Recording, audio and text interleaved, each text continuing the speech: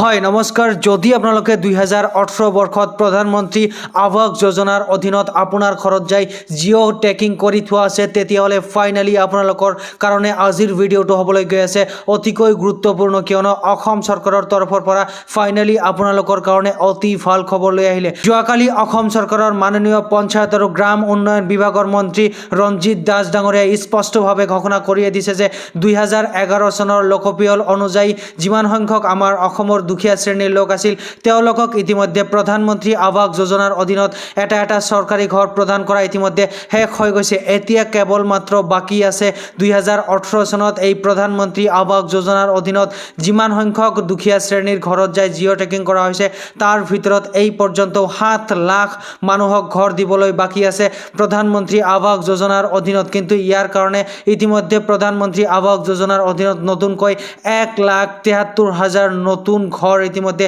Sanction কৰি দিয়া আছে অসমীয়া মানুহৰ কাৰণে। যদি আপোনালোকৰ 2018 চনত জিঅ' টেকিং কৰা আছে, তেতিয়াহ'লে আপোনালোকে লিষ্টখন চাওক। যদি আপোনালোকৰ সেই লিষ্টখনত নাম আছে, তেতিয়াহ'লে আপোনালোকে এই 1 পৰা 2 মাহৰ ভিতৰত প্ৰধানমন্ত্ৰী আৱাস যোজনাৰ অধীনত আপুনিও এটা চৰকাৰী ঘৰ পাবলৈ সক্ষম হ'ব। যদি আপোনালোকে লিষ্টটো চাব বিচাৰে, তেতিয়াহ'লে পোনপ্ৰথমে এইটো যিটো আপোনালোকে ইয়াতে স্পষ্টভাৱে চাবলৈ পাৰিছে, এইটো হ'ল প্ৰধানমন্ত্ৰী আৱাস যোজনা গ্ৰামীণৰ অফিচিয়েল ৱেবছাইট। ইয়াতে আপোনালোকে পোনপ্ৰথমে আহিব। ইয়াতে আহি এইটো যিটো সাইডত যিটো 3 ডট ইয়াতে স্পষ্টভাৱে চাবলৈ পাৰিছে, এই 3 ডটত ক্লিক কৰি আপোনালোকে তলত যিটো আপোনালোকৰ 3 নম্বৰ যিটো অপশ্যন আছে, অৰ্থাৎ আৱাজ সফ্ট বুলি যিটো লিখা আছে, এই আৱাজ সফ্টত ক্লিক কৰিব। ইয়াতে ক্লিক কৰাৰ লগে লগে আপোনালোকে ৰিপৰ্টত ক্লিক কৰিব। ৰিপৰ্টত ক্লিক কৰাৰ লগে লগে নেক্সট এনেকুৱা চিষ্টেমত এটা পেজ খোল খাব। ইয়াতে স্পষ্টভাৱে চাবলৈ পাৰিছে এই নম্বৰ যিটো অপশ্যন আছে ফিজিকেল প্ৰগ্ৰেছ ৰিপৰ্টছ। ইয়াতে আহি আপোনালোকে 6 নম্বৰ যিটো অপশ্যন আছে পঞ্চায়ত ৱাইজ ইনকমপ্লিট হাউচ, অৰ্থাৎ কি যোৱা 2018 বৰ্ষত জিঅ' টেকিং হৈছে, কিন্তু তেওঁলোকে এই পৰ্যন্ত প্ৰধানমন্ত্ৰী আৱাস যোজনাৰ অধীনত এটা ঘৰ পাবলৈ সক্ষম হোৱা নাই। কেৱল মাত্ৰ তেওঁলোকৰ কাৰণে এই লিষ্টটো বনোৱা হৈছে। তো পোনপ্ৰথমে আপোনালোকে এই 6 নম্বৰ অপশ্যনত ক্লিক কৰিব। ইয়াতে ক্লিক কৰাৰ লগে লগে এনেকুৱা চিষ্টেমত আপোনালোকৰ এটা পেজ খোল খাব। ইয়াতে ওপৰফালে চাবলৈ পাৰিছে যে 2024-25 বৰ্ষত যিমান সংখ্যক লিষ্ট হৈছে, অৰ্থাৎ একেবাৰে নতুন লিষ্ট প্ৰধানমন্ত্ৰী আৱাস যোজনাৰ অধীনত তেওঁলোকে জাৰি কৰিছে। তলত চাবলৈ পাৰিছে প্ৰধানমন্ত্ৰী আৱাস যোজনা গ্ৰামীণ। তাৰপিছত যিটো 3 নম্বৰ অপশ্যন চাবলৈ পাৰিছে অল ষ্টেটছ, ইয়াতে মাৰি আপোনালোকে নিজৰ ৰাজ্যটো সিলেক্ট কৰিব। ইয়াতে স্পষ্টভাৱে চাবলৈ পাৰিছে। তাৰপিছত আপোনালোকে তলফালে স্ক্ৰল কৰি আকৌ আপোনালোকে সিলেক্টত ক্লিক কৰিব। এবাৰ সিলেক্টত ক্লিক কৰি আপুনি কোনটো ডিষ্ট্ৰিক্টত বসবাস কৰে সেইটো ডিষ্ট্ৰিক্টত আপোনালোকে ক্লিক কৰিব। মই ধুবুৰী ডিষ্ট্ৰিক্টত ক্লিক কৰিলোঁ। এই ধুবুৰী ডিষ্ট্ৰিক্টত ক্লিক কৰাৰ লগে লগে আকৌ তলফালে স্ক্ৰল কৰিব। এইবাৰ আপোনালোকে আকৌ সিলেক্টত ক্লিক কৰি ধুবুৰী ডিষ্ট্ৰিক্টৰ কোনটো ব্লকত আপোনালোকে বসবাস কৰে সেই ব্লকটো আপোনালোকে সিলেক্ট কৰিব। মই বিলাসীপাৰাত সিলেক্ট কৰি দিলোঁ। বিলাসীপাৰাত সিলেক্ট কৰাৰ লগে লগে আপোনালোকে তলফালে স্ক্ৰল কৰিব।